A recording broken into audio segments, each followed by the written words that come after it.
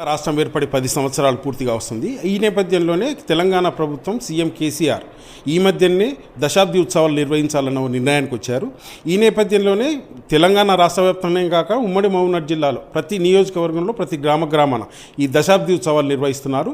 ఈ నేపథ్యంలో మనతోని అచ్చంపేట ఎమ్మెల్యే ప్రభుత్వ విప్ గోల బాలరాజు గారు ఉన్నారు. మనం వారిని అడిగి మరిన్ని విషయాలు తెలుసుకుందాం. వాస్తవంగా మేము జరుపుకోబోతున్నది దశాబ్ది ఉత్సవాలు. కానీ తెలంగాణ రాష్ట్ర ప్రభుత్వంగా బీఆర్ఎస్ 9 సంవత్సరాలు మాత్రమే పూర్తి చేసుకున్నది. ఈ 9 సంవత్సరాల కాలంలో దేశానికి ఒక దిశ చూయించే పద్ధతిలో ముఖ్యమంత్రి గారి నాయకత్వంలో అద్భుతమైన రీతిలో అభివృద్ధి కానీ, సంక్షేమం కానీ, ఐటీ రంగం కానీ విభిన్నమైనటువంటి కార్యక్రమాల్లో దేశానికే దిక్సూచిగా తెలంగాణ రాష్ట్రం ఆవిర్భవించడానికి ఏకైక కారణం అపారమైనటువంటి అనుభవం కలిగినటువంటి నాయకుడు ముఖ్యమంత్రి కేసీఆర్ గారు.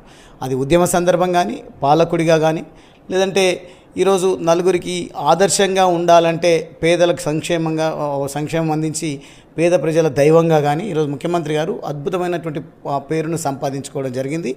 ఈ దశాబ్ది ఉత్సవాలను నా భూతో నా భవిష్యత్ అనే విధంగా నిర్వహించుకుంటాం. సందర్భంగా మమ్మల్ని విమర్శిస్తున్నటువంటి విమర్శకులకు నేను ఒకటే సూచన చేస్తూ ఉన్నా.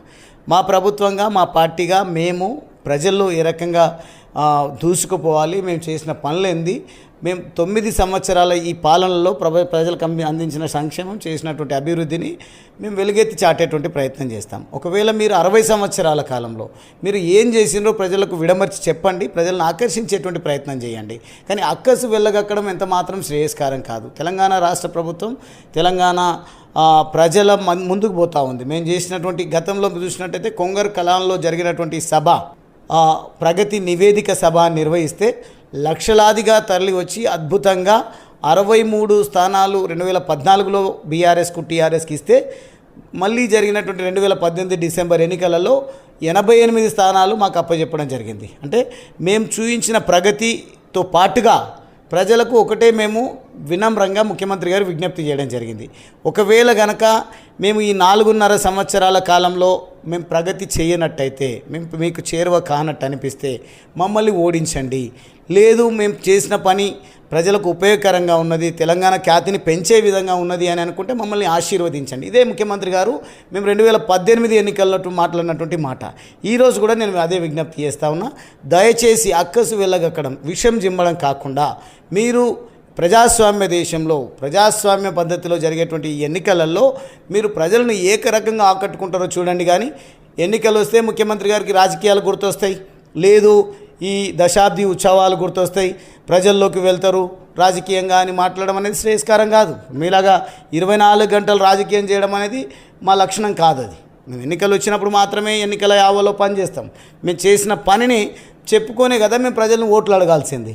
ఆ పనిలో మేము నిమగ్నం అవుతున్నటువంటి ఈ తరుణంలో కాళ్ళ కింద భూమి కదిలిపోతున్నటువంటి కాంగ్రెస్ పార్టీ, బీజేపీ పార్టీ రెండు కూడా మా పైన దాడి చేసేటువంటి ప్రయత్నం చేస్తూ ఉన్నారు. ఎవరెన్ని దాడులు చేసినా మమ్మల్ని ఆదుకునేది, హక్కును చేర్చుకునేది, ఆశీర్వదించేది, ఓట్లేసి గెలిపించేది ఓటర్ మహాశైలు మా తెలంగాణ ప్రజలు. కాబట్టి తెలంగాణ ప్రజల ముందుకు వెళ్తాం. ఖచ్చితంగా మేము ఈ దశాబ్ది కాలంలో ఏమి ప్రజలకు అందించినామో ఆ విషయాలను విడమర్చి చెప్తాం. ఖచ్చితంగా ప్రజల దీవెనలతోన ఈసారి సెంచరీ సాధించి మళ్ళొక్కసారి ముచ్చటగా 3వసారి ముఖ్యమంత్రి పీఠం పైన కేసీఆర్ గారిని కూర్చోబెట్టి ప్రజల మధ్యలో మేము సేవకులుగా మిగిలిపోతాం. అయితే ఈ టర్మ్లో అచ్చంపేట నియోజకవర్గంలో మీరు చేసిన అభివృద్ధి, ఈ టర్మ్లో 9 సంవత్సరాల కాలంలో మేము వేయని రోడ్డు లేదు, వేయని సీసీ రోడ్డు లేదు, కట్టించని సైడ్ డ్రైన్లు లేవు. అదేవిధంగా నేను అధికారంలోకి వచ్చిన తర్వాత, అంటే నేను శాసనసభ్యుడిగా ఎన్నికైన తర్వాత ఒకటే డిగ్రీ కాలేజ్ కొండనాగులలో ఉన్నది. కానీ ఈరోజు దాదాపుగా 6-7 జూనియర్ కాలేజీలు మేము రెసిడెన్షియల్ జూనియర్ కాలేజీలను ఏర్పాటు చేయడం జరిగింది. 10 పైచీలకు రెసిడెన్షియల్ పాఠశాలలను ఏర్పాటు చేయడం జరిగింది. అదే మాదిరిగా ప్రతి గ్రామంలో దాదాపుగా 30 పైచీలకు ఒక క్లస్టర్కు ఒక రైతు వేదిక నిర్మాణం చేయడం జరిగింది, శ్మశాన వేదిక కట్టడం జరిగింది. అదేవిధంగా మేము ప్రజలకు ఇచ్చినటువంటి హామీలను అన్నింటిని నెరవేర్చడంతో పాటుగా ఈ ప్రాంత ప్రజలు పచ్చబడాలి, ఈ ప్రాంతం పచ్చబడాలి అంటే సాగునీరే ఏకైక మార్గంగా భావించి నేను మొదటిసారి ఎన్నికైనప్పటి నుంచి ప్రయత్నం చేసి ఎన్నో ఆటంకాలు, అవరోధాలు సృష్టించి కాంగ్రెస్ పార్టీ గ్రీన్ ట్రిబ్యునల్ అంటూ, కోర్టులు అంటూ విచ్చలవిడిగా రైతులపైన విషం చిమ్ముతున్నటువంటి సందర్భంలో నేర్పరితనంతోన ముఖ్యమంత్రి గారితో ఆలోచన చేసి ముఖ్యమంత్రి గారే స్వయానా రైతు అయినటువంటి కారణంగా ముఖ్యమంత్రి గారిని ప్రాధేయపడి ముఖ్యమంత్రి గారికి మా రైతుల లక్ష్యం ఏందో తెలియపరిచి ఉమామహేశ్వర స్వామి రిజర్వాయర్, మద్దిమడుగు ఆంజనేయ స్వామి రిజర్వాయర్, రాయలగండి లక్ష్మీ నరసింహస్వామి రిజర్వాయర్లను సాధించడం జరిగింది. అంటే దాదాపుగా 2,300-400 కోట్ల రూపాయలకు సంబంధించినటువంటి అచ్చంపేట లిఫ్ట్ ఇరిగేషన్ను సాధించడం జరిగింది. నిజంగా నేను 2 సార్లు ఎన్నికైనటువంటి సందర్భంలో నేను చేసినటువంటి కార్యక్రమాలు రాష్ట్ర వ్యాప్తంగా ముఖ్యమంత్రి గారు అన్ని చేసిండ్రు.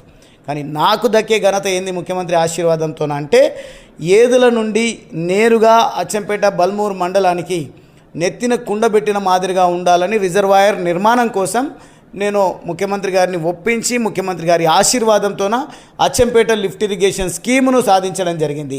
ఈ సాధించినటువంటి సందర్భంలో అప్పటికి విషం చిమ్ముడు మొదలుపెట్టాను. ఇట్లా ప్రకటన జరిగిందో లేదో, క్యాబినెట్ ఆమోదం తెలిపిందో లేదో వాళ్ళకి నెత్తిన బండబడ్డట్టుగా భావించాను. కానీ నేను నా జన్మ ధన్యమైనట్టుగా భావించిన. ప్రజల మధ్యలో సెలబ్రేషన్స్ చేసుకున్నా బాధనే, ఊరేగింపులు చేసుకున్నా బాధనే. వాళ్ళకు మేము ఏమైనా సంబరాలు జరుపుకుంటే కూడా వాళ్ళ కళ్ళు ఎర్రబడతాయి.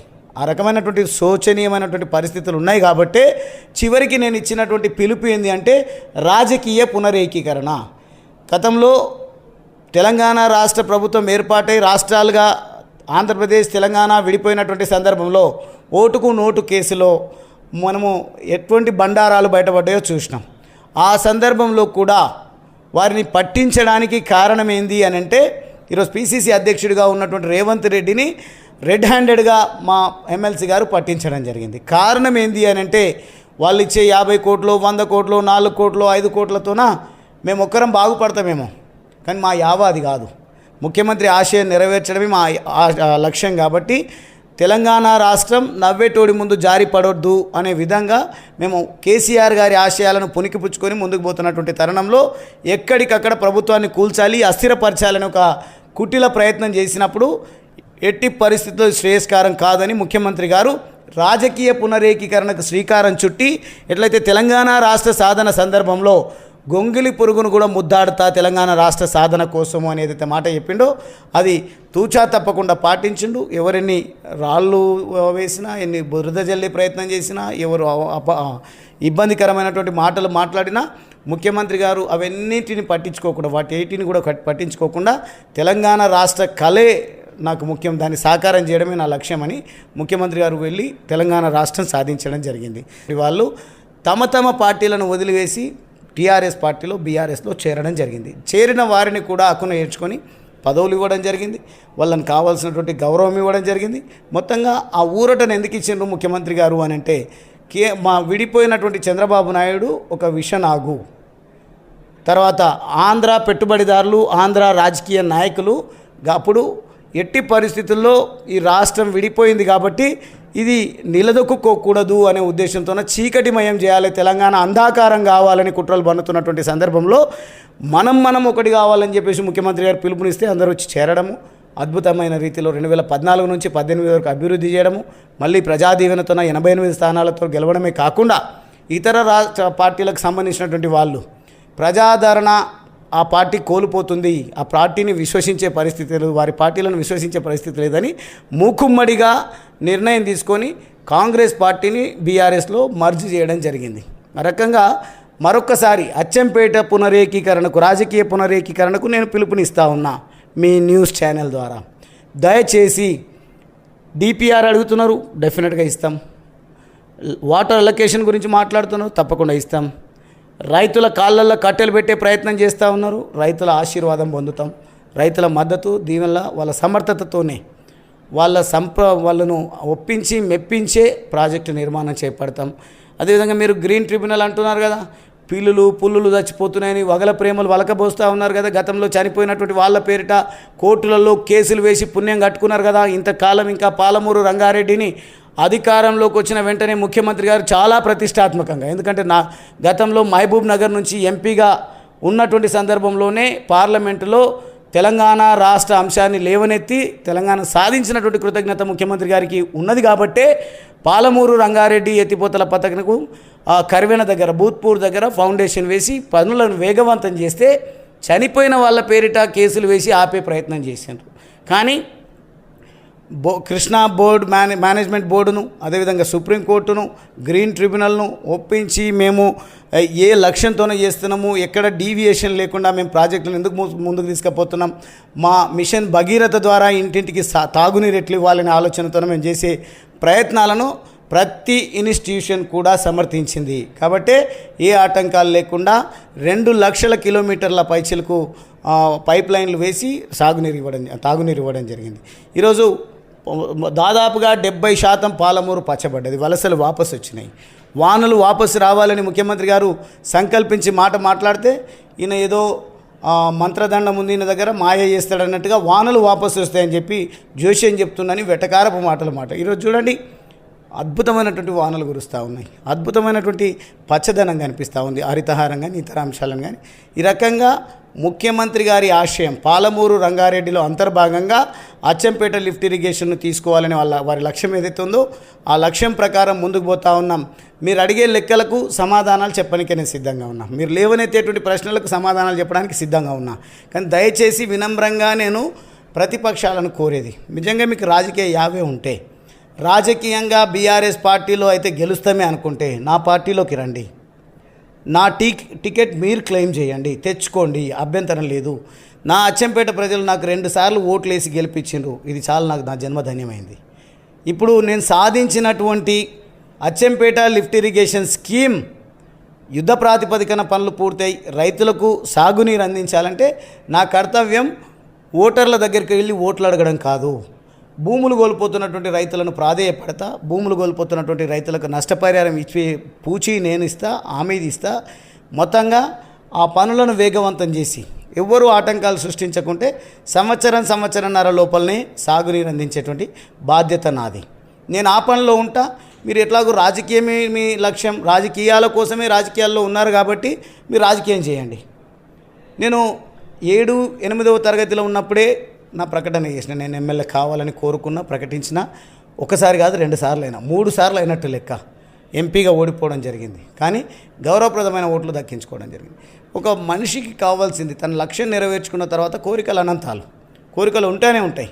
కానీ ఆ కోరికల కోసమని రైతుల జీవితాలలో తిరగటమాడడం అనేది శ్రేయస్కారం కాదు. కాబట్టి రైతుల పాదాలను కృష్ణమ్మ నీళ్లతో కడగడమే నా లక్ష్యంగా పెట్టుకొని అచ్చంపేట లిఫ్ట్ ఇరిగేషన్ స్కీమ్ను మంజూరు చేయించుకోవడం జరిగింది.